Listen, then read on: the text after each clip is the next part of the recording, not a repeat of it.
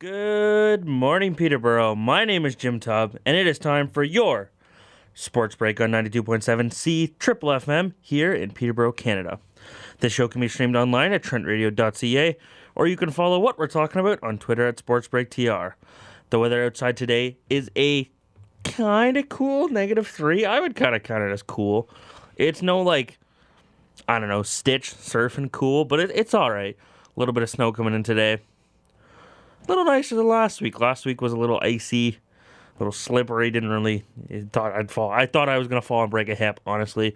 And I was like, crap, I'm going to have to crawl on my hands and knees to get to radio. That's how much I love radio and my fans, whatever fans there are. You know who you are. But yeah, it's not too bad today. I would say it's a nice, I'm trying to find a window here where I can still talk on the mic. Yeah, I'd say it's kind of a nice day. The sun's not fully out, but it's not terrible. But it is a beautiful day to talk about sports, ladies and gentlemen. Let's be honest, what day isn't a beautiful day to talk about sports? I got to fix the mic here real quick, so I'm just going to turn it off. There we go. Sorry about that. It was just really bothering me. You know when, it works, but it doesn't work to how you want it. Yeah, you gotta fix it. Yeah, that's what I just experienced for the past minute and a half. Now, of course, this show can be streamed online at trentradio.ca, as I say, or you can catch it on your radio if you live in the Peterborough area. I don't know how far it goes. On 92.7 C Triple FM. But if you miss the show live, I guess this only works if you're listening live. You can catch up on YouTube or on Twitter at SportsBreakTR. Takes you right to YouTube. The YouTube to try to find Sports Break, believe it or not, I'm not the first person to come up with a name. I guess everyone's just as creative as I am. I don't know. I didn't know that was possible, but I guess it is. So go through Twitter. You can find the old episodes if you want to listen to them. I know maybe there's something to help put you to sleep, or you're mad at somebody, so you play it over the aux while you're driving. I don't know. I don't listen to them because I listen to them when I edit them, but that's about it, because that's all I want to listen to. Nobody wants to listen to their own voice, and I really don't want to listen to mine. Oh, knocked over a lamp here in the office. Anyway, let's get to sports. That's where I before I wreck anything else in here. Kind of news yesterday, the Anaheim Ducks traded veteran forward Andrew Cogliano to the Dallas Stars in exchange for forward Devin Shore. The move is nothing more than that, a 1-for-1. Of course, remember Dallas. CEO of the Dallas Stars, Jim Lights, called out Jamie Benn and Tyler Seguin, said that they were horse crap. Of course, that's not what he said. But we're live here on air on Trent Radio, and you can't really swear live on air. Not if you want to stay on air, am I right? But it's kind of a trade. It's the way I thought of it and the way I've seen it described online on Twitter is that it's like a desperation move, and you're getting rid of a guy with more control, less term money wise, for a guy that's older, has more money and longer term, signed to a contract with longer term and more money. Isn't always your best option to do that because he's old. No, he's not old. It's Andrew Cogliano. But he is one of the most durable players, having missed just 2 games in his 12-year career, which was due to a 2-game suspension last season. Of course, he's in a down year. He's got 3 goals and 8 assists in 46 games, well off his usual 15-goal, 35-point race. Whereas Shore from the Stars, he was only drafted in the second round in 2012. He's got 5 goals and 12 assists this season, putting him on track to match his 32 and 33-point output from his first 2 NHL campaigns. The Ducks save $1 million in cap space, and Cogliano signed through the 2020-2021 campaign with a 3.25 cap hit. 2021, that's not 2019. That's 2-3 years from now. Quick math, not really my thing. Of course, the Stars only sit third in the Central Division with 50 points, and they're kind of in a win-now mode, but I still see it as a desperation move. You're trading a younger guy for an older guy. They don't look like a team to me that can go deep into the playoffs.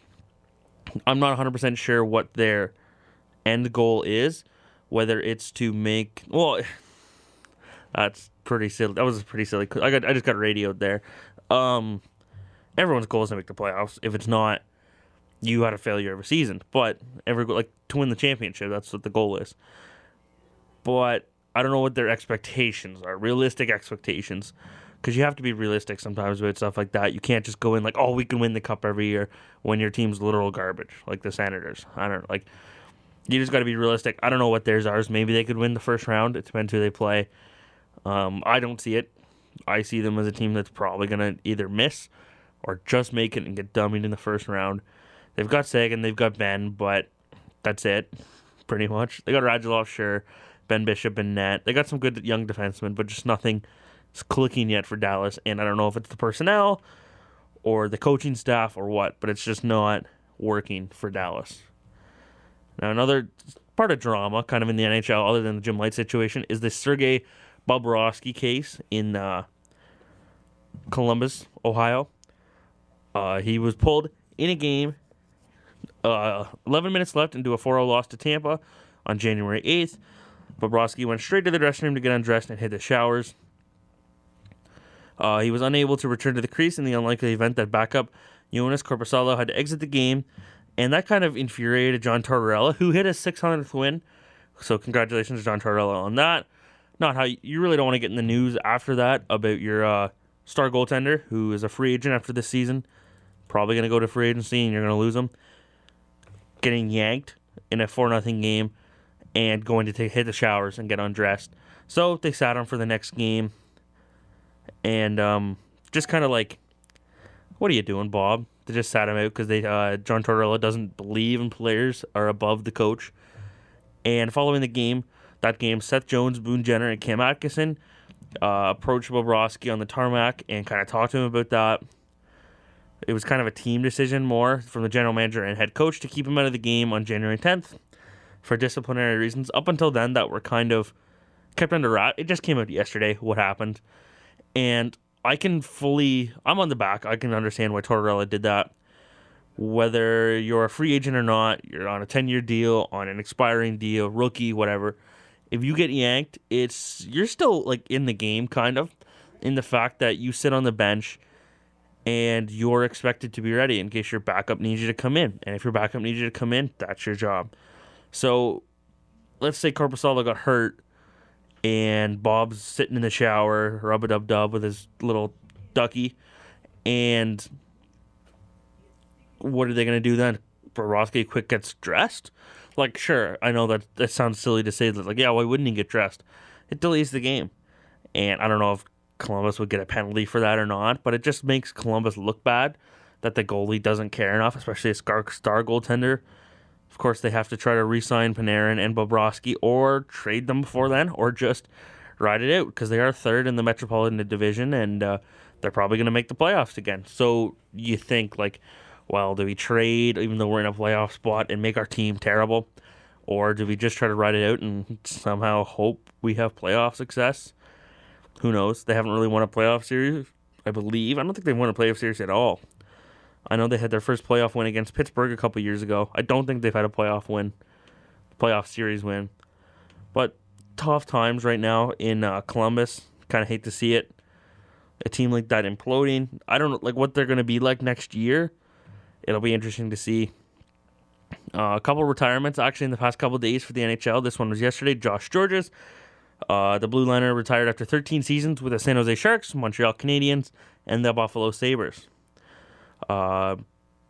He spent 464 of his 783 games with the Habs. He played in 34 games with the Sabres last season before going unsigned in free agency this summer. And the other big one was Rick Nash, who retired due to concussion symptoms. There's a quote here from his agency at the Top Shelf Sports Management that says, and I quote, I gotta let it load here.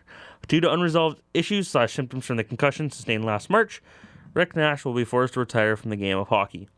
Under the advice of his medical team, the risk of further brain injury is far too great if Rick returns to play. Rick would like to thank everyone who has supported him during this difficult time period. That's kind of, yeah. It's tough to see. He was great on the Olympic team. Of course, last year he played for the Boston Bruins. After being acquired at the deadline from the Rangers, he suffered a concussion in March and missed the end of the regular season but returned for the playoffs. Of course, Boston eliminated in the second round. Leading up to July 1st, he was telling people that he was going to forego the process of free agency since he hadn't decided whether he'd return or not. In October, Nash said that he would miss the game. In October, Nash said he missed the game of hockey, but there was a good chance he wouldn't return. Throughout his career, Nash captured the Maurice Rocket Richard Trophy during the 2003-2004 season. He was amazing on the international stage, winning 2 Olympic gold medals for Canada and 3 silvers at the World Championship. He was picked first overall in 2002 from the Columbus Blue Jackets.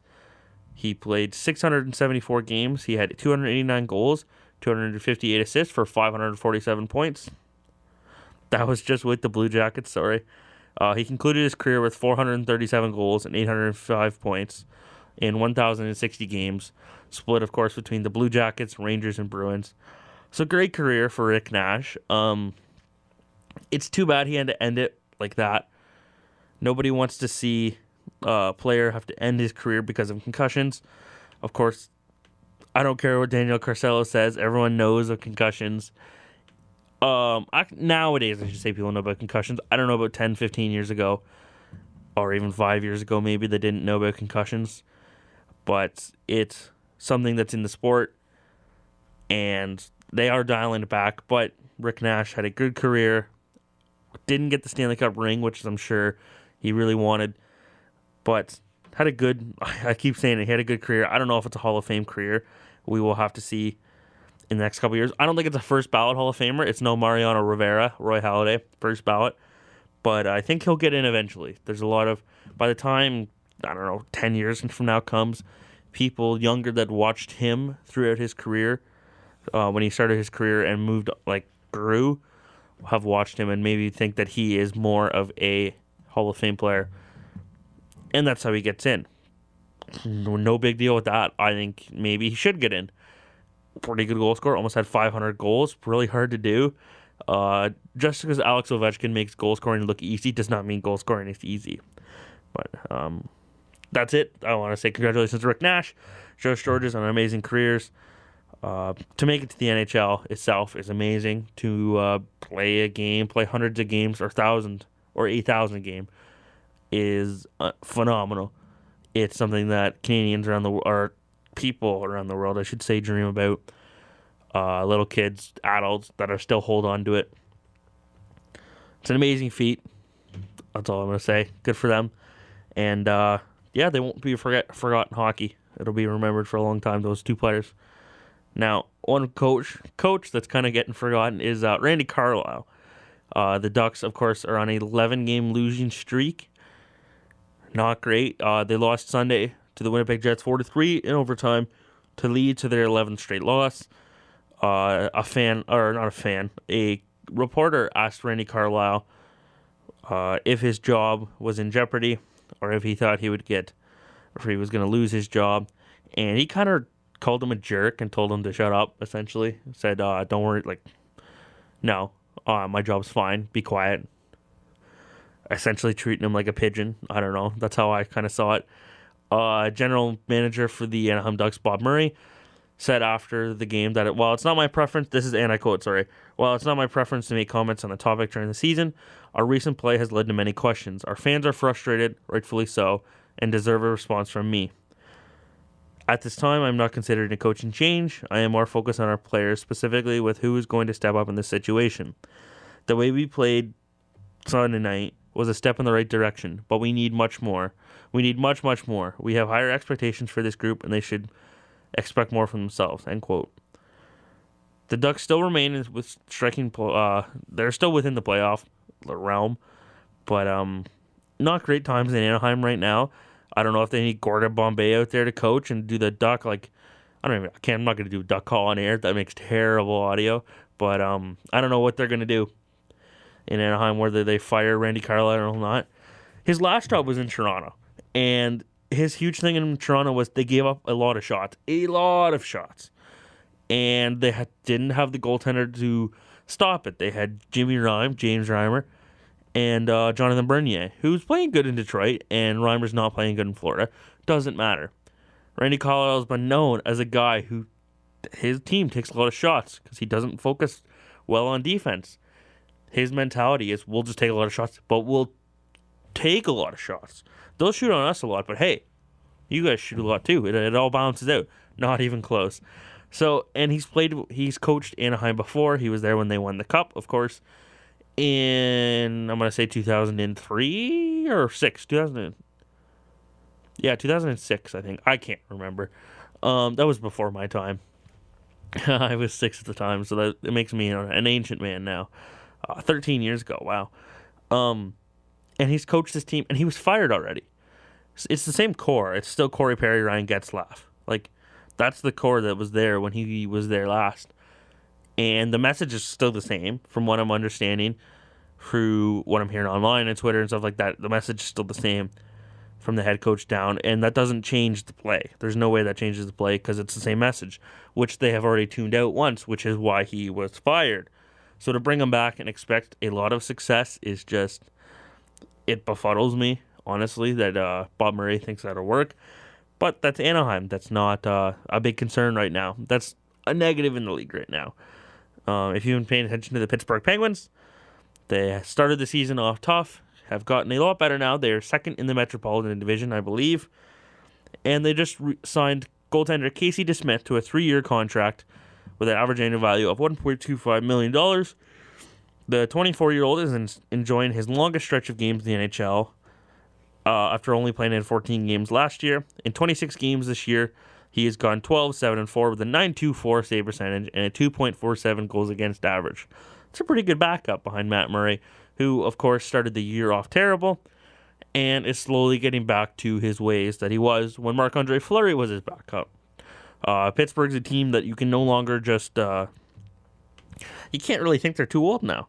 They've gotten a lot better. I'm just trying to pull up here the standings here. Sorry, they're third in the Metropolitan Division, but have been playing really good hockey as of late. In their last 10, they're 8-2-0. And they lost against the LA Kings, but they're still a good hockey team so far. It's going to be interesting to see where they go. Hopefully they meet the Washington Capitals in the playoffs. Who wouldn't want to see that? It just makes for great hockey. It's a great rivalry now. Ovi Crosby. Ovi's finally got his cup. Crosby's got 3. Maybe Ovi gets a second one this year. Nobody knows. You never know. The Toronto Maple Leafs signed Trevor Moore to a 2-year, $1.5 million extension on Sunday. The 23-year-old has, of course, spent the majority of his season with the Marlies of the American Hockey League. He ranks 4th in the AHL with 19 goals, and Moore has recorded 26 points in 30 games. In 6 games with the Maple Leaf, he has 1 goal and 2 assists. Moore, he was on the final year of his entry-level contract and was set to become a restricted free agent on July 1st. Great pickup for the Leafs, or not pickup, great signing for the Leafs. He kind of reminds me of a, quicker Connor Brown, more energetic Connor Brown, who has having a off season, so by his own standards this year, and is in talks of being traded in the off season for just to clear up cap space for the Leafs, because they got to, of course, re-sign Marner, Matthews. Jake Gardiner's going to walk.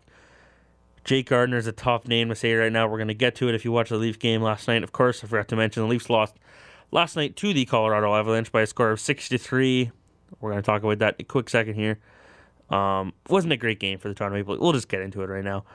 Was not a good game for the Leafs. Of course, they started the scoring early. Igor Oshiganov getting his 3rd, and Kasperi Kapanen getting his 15th of the season.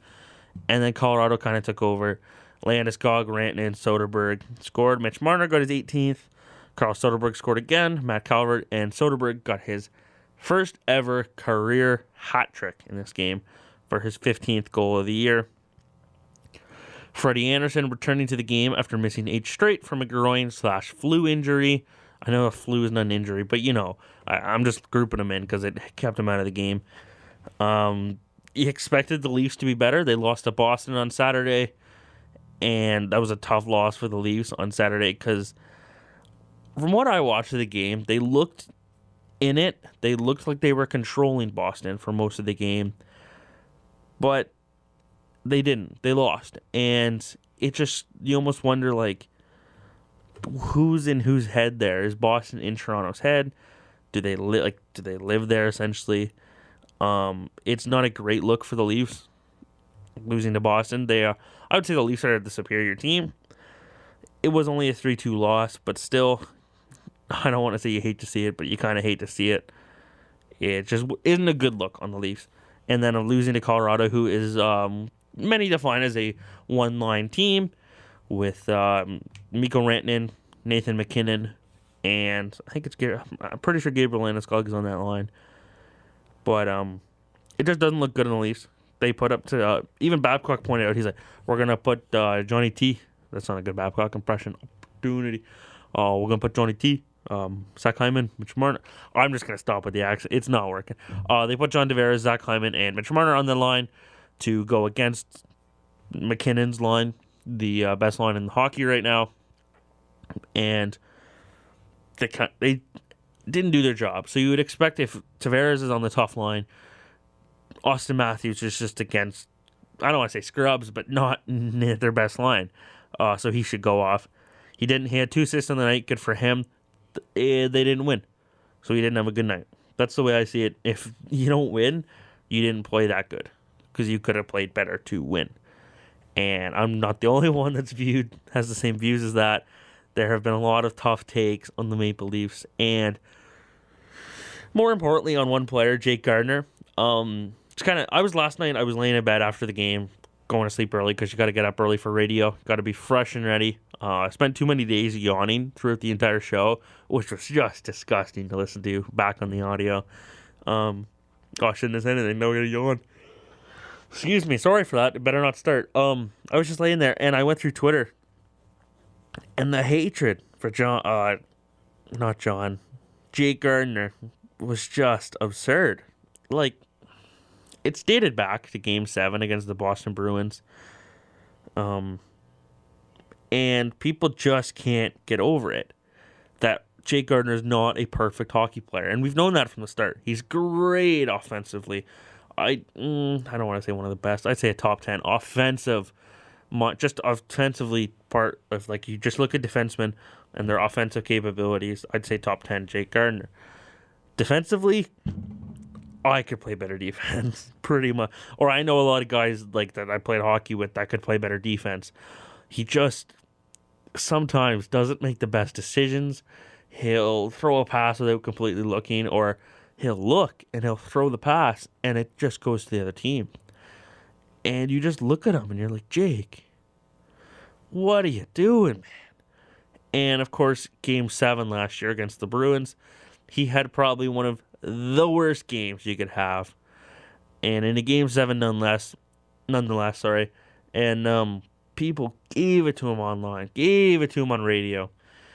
And it was kind of deserved. That was deserved. To the point. Criticism is deserved. Berating and essentially bullying. I don't like using bullying because we're not 5. But bullying Jake Gardiner because he screwed up in a hockey game, going on his Instagram, and he hadn't posted, and just berating him and his family and saying, never play hockey again, you're trash, you should not play for the Maple Leafs, you should play in the AHL the rest of your career. And the same thing happened last night. They're just ripping on the guy. And you can rip on the guy, you can boo the guy. You can boo the team, sorry. Don't boo the guy, boo the team. Because the team was garbage last night. Mike Babcock said they didn't get enough out of them. The players said they didn't play enough. Which is fine and dandy. Admit, all right, we didn't play enough. Why not? Play enough. Don't have to come back and say, yeah, we didn't play enough. Skip the part. Come back and say, yeah, we had a great game, a good winner for the boys, and the hat trick by Matty there was great. Marner with the 4 assists, good game. No, you do that. You play your heart. Maybe, I don't know. I'm just some kid sitting behind a mic here. But to know you didn't play your best means you could have played better. But when did they realize that? When they got off the ice? Or was it when they were sitting on the bench? They're like, man, I'm not playing as hard as I could be. Better stick with the status quo. No, you get better as the shift. You should be getting better through every shift. That's why there's iPads on the bench. That's why there's so many coaches behind the bench. It's after each shift, you either know what you did wrong or know what you did right, and you learn from that. especially with a young team. I still count this as a young team. It should be. The oldest, there's really old guys in Ron Hainsey and Patrick Marleau.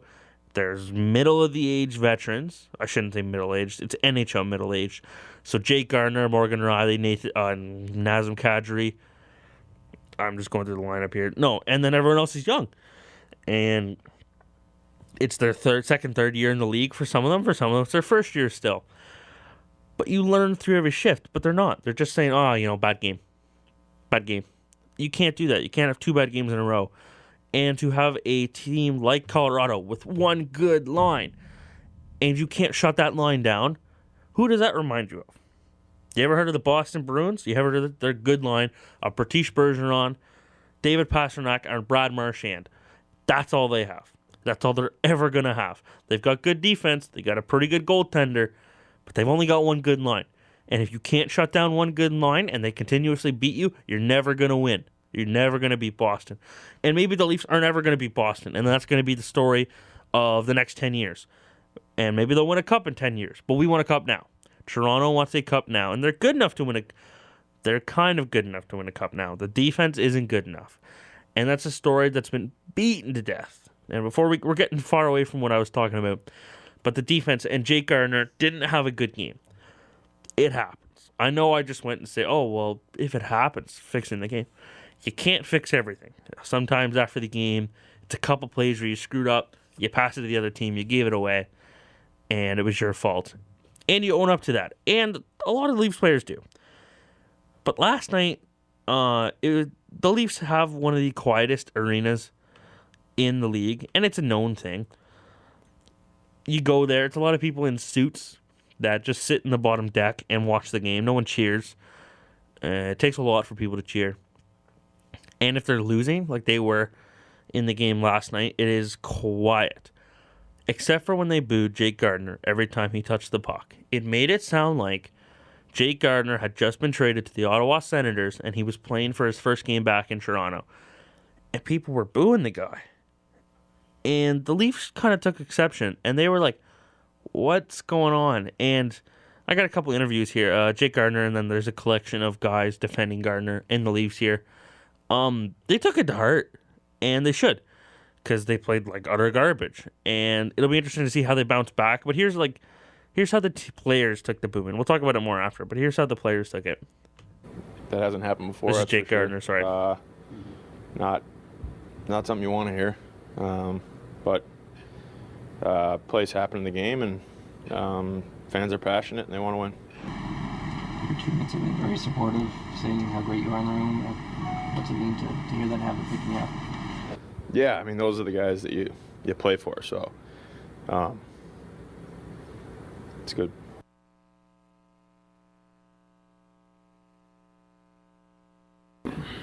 I mean, I didn't hear that, but that's.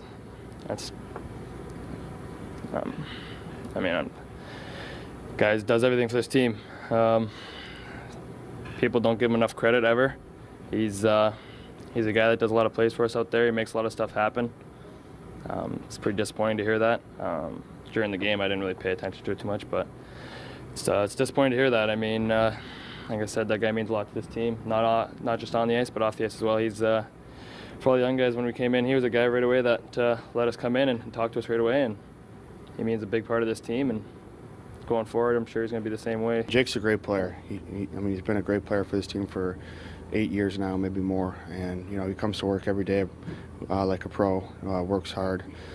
His teammates love him. He's the most popular guy in this room. He works hard, and guys make mistakes out there all night.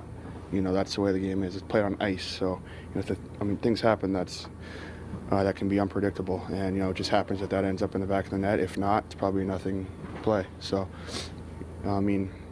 he's a pro. He'll come to work tomorrow, ready to go, and we'll move on. And like I said, we got a road trip to worry about. Well, what I would say is that he's a really, really good player, a really important piece, and play good. And so the good thing about our fans, they're passionate. They want us to win. They want us to play way harder than that. And we want to play harder than that for them. And I think we've done a good job over time here to be a real good team to watch. We weren't good enough to watch. And they pay their money. They're allowed to say what they want. But the bottom line, he's an important player for us. We need him to be good. course, that last one there was Mike Babcock. You'd always remember that voice. It went Mitch Marner, Morgan Riley, and Mike Babcock. Should have clarified that before. Sorry. Anyways, all the players defending Jake Gardiner. And I think that's deserved. I don't think you can criticize a guy and say, that wasn't a good game, Jake. You played like garbage. That pass shouldn't have happened. You're playing armchair quarterback then. You know what I'm saying. It's a saying. But to go after a guy and say you should never play again, or you're a terrible person, and to berate him on Instagram, where this sounds so petty, but to berate him on Instagram, and he hasn't posted. He didn't post it with the game. I believe his last post was about his family, and to go on that and comment on it, you're taking it too far. There's a difference between criticism and there's a difference between being an ass. And that's just being plain rude. And probably shouldn't have said it. Whatever. Because criticism is constructive. Or that's what it's supposed to be. To make the player better. And I know anyone on Twitter doesn't help the player being better. Booing doesn't help the player be better. But to attack the guy on social media definitely does not help the player be better. And it just makes you as a fan look like trash too. To call yourself a fan and then literally attack the guy, you shouldn't be there for the Stanley Cup parade if they win it. If and when they win it. You should be at home on Twitter saying, good job, guys. Yeah, we did it. Because Twitter is your spot now. That's your domain. And you're rocking it because that's where you're going to criticize the guy. Because I bet if these guys were face-to-face with Jake Gardiner, they wouldn't say it. I know it sounds silly. It's entirely bullying. And it's kind of what hockey and all sports have gotten to now. Whereas if you don't play perfect every night, if you don't get a hat trick almost every night, and your team doesn't win, you're going to get roasted online. And like people are going to call out everything, call your parents, your mother out, your wife, say, oh, you're not good, you should never play again, play in the AHL, you're just not good. Which isn't true because they're in the NHL, which always befuddles me. It just doesn't make sense why people attack. Same thing. It's the same thing with Maxime Comtois that just happened with the Canada World Juniors, and now it's happening again for the second time to Jake Gardiner. I think people are just upset because he's not Morgan Riley, and that's a huge one for the Toronto Maple Leafs organization. Is they have Morgan Riley, they have him for a couple more years, but Jake's a free agent, and he's done at the end of the season. He's not going to want to stay if fans boo him. And I got a little short 50 seconds here from Jeff O'Neill, Overdrive, TSN, talking exactly about that, how you can't treat players like this, especially if they're like a really good defenseman. Here, I'll play it here quick. I mean, what are you going to say, Danny? I mean, shake it off. I mean, everybody knows what's going on. And I think this doesn't really stem from tonight. It goes back to Game 7 last year against the Boston Bruins where he was -5. And it seemed like he was out there for almost everything. He's like the modern-day Larry Murphy for the Leafs now. Well, I wouldn't go that far. I mean, that's getting extreme. And the whole term, like getting Larry Murphy in this town, I think that, you know, he does enough positives, and he's a 50-point defenseman. So if you want to be idiotic and try to boo this guy out of town, go ahead and do it, if that's what you really want to do. But I think that if you just take a step back and look what he brings to the team on a nightly basis, passes the puck, he moves the puck, he's a great skater, and he does a lot more positive. So if you want to get stupid with this and start booing every time he touches the puck, go ahead. But you're going to have a guy that'll just put his hand up and say, just get me out of here because I don't want to deal with it.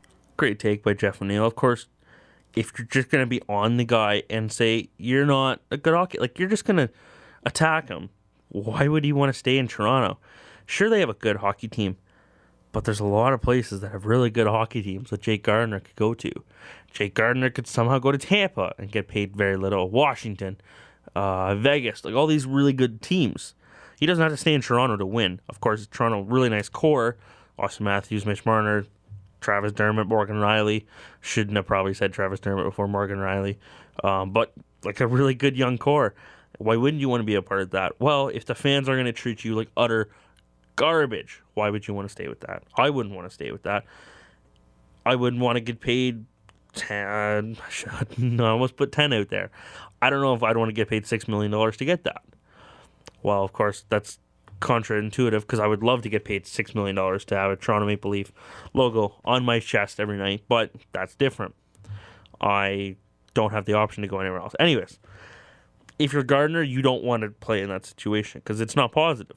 Unless you win the Stanley Cup and are the best player, have 100 points as a defenseman, you are not good enough for this team in the certain fans' eyes. And that's no way to play. To know that in some people's minds you're never going to be good. Well, in some people's minds you're never going to be good enough. And then to hear about it online is something that you shouldn't have to experience. And it's the way all sports have gotten, is that social media is so easy to get to, so easy to use, that you can just berate anyone you want. You can make fun of anybody you want. And it's pretty well damn anonymous. Can't even get the word out. Nobody knows who you are. And you can say whatever you want. Because who's going to call you out on it? Somebody else on social media? There's no physical repercussions to that. You go to work, you shut off your computer, your phone, and you wipe your hands of it. And they can't do any more damage. If you called them out in person, well, you might have done damage to yourself or somebody else. And that's just how it is. And that's how it's going to be from now on. Maybe it'll get to the point where teams will be like, all right, you can't have social media. It's against I believe it's against human rights. There's no freedom of speech and such. Not freedom of speech. You know what I'm trying to say. You can't just take away someone's right to social media, but maybe teams will say it's for the best. If you don't have social media, no one can berate you on it, and it's one less distraction, one less story to go off. And I don't know how that's going to work. I don't know if it's something that's actually going to happen or I'm just making it up. But I could maybe see it happening. That's just me, though. I'm just some kid sitting behind a mic. So no one ever... I don't think it'll ever get to that, but it's just an idea of something they could do to fix this. They have PR people, they have social media people now, and it's kind of their job to figure this out for the players, for the best of the players. And I guess we're going to go into a break here soon. We're going to talk about MLB after the break here, like we always do. It's getting into a bit of a pattern here on SportsBreak. My last thing here is if you're a fan of the Toronto Maple Leafs, be better than that. Don't go after Jake Gardiner. Don't go after anybody after a bat. Don't go after William Nylander. He's really getting it right now. Criticize all you want and be constructive about it. Don't call people. I sound like, and I hate saying this because it sounds like I'm talking to a little kid.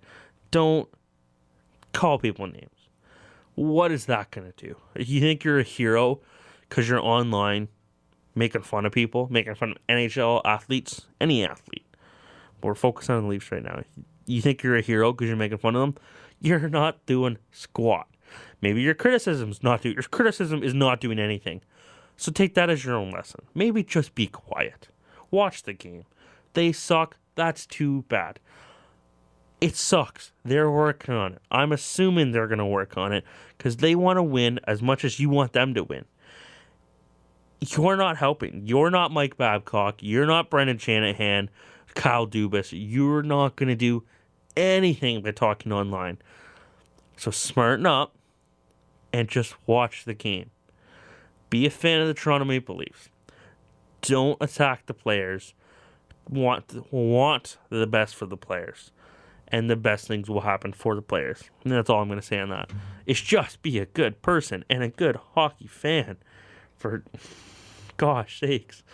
We're going to go to a quick break here.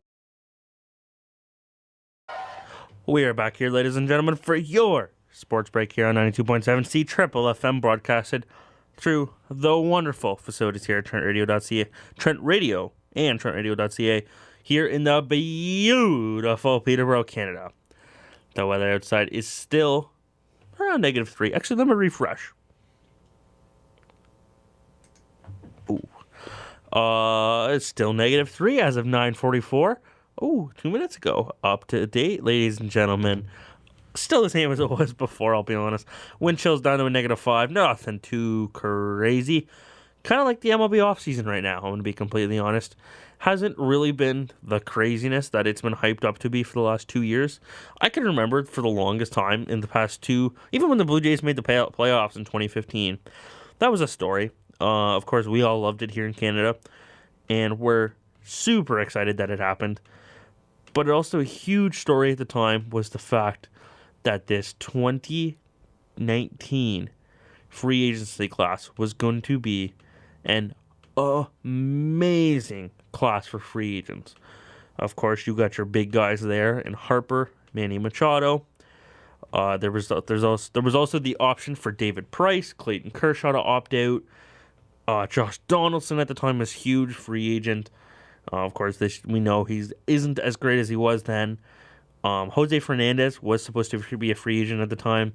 Of course, we know he tragically passed away 2 years ago in a boating accident. But this was supposed to be huge, and we couldn't wait. Because at that time, people spent a lot of money on free agents. Look at what the Blue Jays gave Russell Martin, which we will talk about today. I will make sure we give some airtime to that. We are running low here. We got about a little less than 13 minutes here for your sports break on Tuesday. Every Tuesday morning here on TrentRadio.ca, 92.7 C, Triple FM. But the huge thing is Manny Machado and Bryce Harper. And nothing's really been happening. There's just been rumors about, the White Sox, the Phillies, the Yankees. Mystery teams coming in and out for both guys. Well, a day ago, which would have been Monday, I think it was Sunday night, Monday morning, the White Sox officially offered Manny Machado an 8-year, $250 million deal, which is a lot of money for anyone, let alone a baseball player. I couldn't imagine what I would do with $250 million. It breaks down to a 31.25 average annual value over those 8 years. Even that's a lot of money. Great for Manny Machado. It's just an offer. Nothing's been accepted yet. The Phillies are still in on Manny Machado as well. The White Sox, of course, have been aggressive with Machado. They have they've denied connection, but they've added Yonder Alonso and John Jay, both who are close to Manny Machado off the field, very close. Ooh, I just hit the mic with my hat there. Sorry about that. The Yankees were big on Manny Machado, but after recently signing Troy Tulowitzki and DJ LeMahieu, of course, a 2-year, $24 million with the Yankees, playing with the Colorado Rockies last year and every year before that, of course, kind of takes the Yankees out of the running. Machado would be good in the Chicago Whites for the White Sox, I believe, and I think I'm all right with that. I could live with him going to the White Sox. They're not in the AL East. Bryce Harper is looking at the Philadelphia Phillies, who kind of need a star power on their team. They got Jake Arrieta. He's not star enough. He's kind of scary. Of course, the Nationals offered Harper a 10-year, $300 million. Before he hit free agency, he said, no, not going to do that. The Yankees have been rumored around Bryce, kind of slowed down since the start of free agency. The Yankees don't really want to spend a lot of money because soon they're going to have to spend on Judge, Sanchez, Severino, all these guys, and they've got a really good team already. They don't have room in the outfield. Talks of moving Harper to first just doesn't work out. They've kind of got their team. They're just going to build around it. But it looks like the Phillies are the front runner for Harper this offseason, which, again, wouldn't be terrible. It would give Philly the franchise star that they're never going to have. They've never had for a long time. I don't think there's rumors of when Mike Trout's a free agent that Philly would pick him up. I don't believe so. I think Mike Trout's going to be an Anaheim Angel for the rest of his life, and that's just the kind of guy he is. But that's a while away still. This free agency class, though, of course, like I said, hasn't been the greatest. The other huge headline right now in the MLB is that of Kyler Murray. Now, Kyler Murray is a first-round pick of the Oakland Athletics last year. He is an NCAA athlete. He plays two sports. He plays football and he plays baseball. He was an outfielder in baseball. He was, of course, selected 9th overall by Oakland last year. He signed a contract with Oakland that allowed him to play one final season of college football at Oklahoma before switching to baseball full-time. However, Murray, after winning the 2018 Heisman Trophy as a quarterback while he led Oklahoma to the college football playoff, he informed the Oakland Athletics that he will enter April's NFL draft and intends to play football. He's projected to go somewhere between the first and third round pick in a shallow class for draft-eligible quarterbacks. Their age reportedly made a last-ditch effort to kind of persuade him to come team representatives and league representatives met with Murray on Sunday. The deadline was last night at midnight, and he decided it was yesterday around 2:33 o'clock. I was just getting stuff ready for the show, and it came up, and I was kind of rattled. As part of his contract, he will receive a $4.6 million signing bonus from the Athletics that he just gets because he signed the deal, which bothers me a little bit too. But the thing that bothered me the most is it's not a smart decision. And what am I to say? I'm just a fan of baseball, and I wanted to see him play baseball because he's a really good baseball player. Who wouldn't want to see that? No. Football is hard on your head. It's hard on your body. There are concussion ties to football, like hockey. Sure, baseball wears you down, but it's not football. Football players, when they're 40, 50, 60, they can't walk. They can't live. It's not a normal life for them. Baseball players, sure, they're not the greatest. Pete Rose walks tough. Pete Rose is a different kind of player. A guy like Barry Bonds walks completely fine right now. Derek Jeter walks completely fine. And they don't have head problems. Nowhere close to head problems. Barry Bonds has a different kind of head problem. And to just go to football like that and get rid of, he's a really good baseball player. He's a good quarterback too. But it's just the worry that, well, I could sit in the minors for a couple years. I wouldn't want to do that. But you're not going to get your head smashed in, is what I'm going for here. I don't want to talk about it too. I don't have a lot of time left. But I think he made the wrong decision. I think he's going to regret it someday. After he maybe gets a concussion, gets knocked hard, he's going to think, man, I should have played baseball. Because the only thing getting hit hard then is the ball. That's all I'm gonna leave it as. Friday, the Blue Jays made a huge move, trading franchise catcher Russell Martin to the Los Angeles Dodgers. Of course, with cash considerations for shortstop Ronnie Brito and right-handed pitcher Andrew Sopko. The Dodgers will receive $16.4 million from Toronto to cover a significant portion of Martin's $20 million salary for 2019, where he's a free agent afterwards. He spent the first 5 years of his career, Russell Martin, with the Dodgers, where he won a Gold Glove. Of course, he didn't hit great for the Blue Jays last season, but he was that veteran presence. Of course, he managed the last game of the season, and he was one of my favorite Blue Jays. Blue Jays never would have made the playoffs without him. I don't care. I will argue that to the day I die. They wouldn't have made the playoffs in 2015, 2016 if it wasn't for Russell Martin. He quarterbacked the pitching rotation and the offense, actually, and was the only reason they got there. Now, this kind of gives room for Danny Jansen and Reese McGuire. Luke Manley's still in the mix, but Danny Jansen and Reese McGuire look to be the franchise futures of the Toronto Blue Jays. So we're going to see how that ends up. Wish all the best for Russell Martin and the Dodgers. That's a team that's probably going to make it to the finals. Russell Martin's play calling, game calling, and framing ability. Can't wait to see that with Clayton Kershaw. I think that's going to be amazing. And we'll talk about it more later at a different time. Quickly here before we have to wrap up, the Blue Jays arbitration. They saved arbitration all except Ryan Tepera, who they have to go out for a hearing next month. The 8 contracts they agreed to are Marcus Stroman, Ken Giles, Kevin Pillar, Randall Grichuk, Aaron Sanchez, Devin Travis, Brandon Drury, and Joe Biagini. They're all kind of around what the projection was for. The Blue Jays it's been a quiet offseason for the Blue Jays, but they don't really have to make any moves. They're not a contending team. And the moves they make are going to be a couple weeks or a month or two down the road. Of course, spring training is not that far away. It's 27 days away, ladies and gentlemen. I can't wait. But that is all the time we have today for your Sports Break, broadcasted on 92.7 C Triple FM through the facilities here at Trent Radio. And I keep saying it, but it's still the beautiful Peterborough, Canada. If you missed previous shows, you can catch up on Twitter at SportsBreakTR. We will be back next Tuesday at 9 a.m. for another show where we'll talk about the NHL season, a better Toronto Maple Leafs team, the MLB offseason, Toronto Blue Jays. We'll talk about them. Again, there are 27 days until pitchers and catchers report for spring training. And as always, remember to check both your smoke and carbon monoxide alarms. Have a good day, ladies and gentlemen.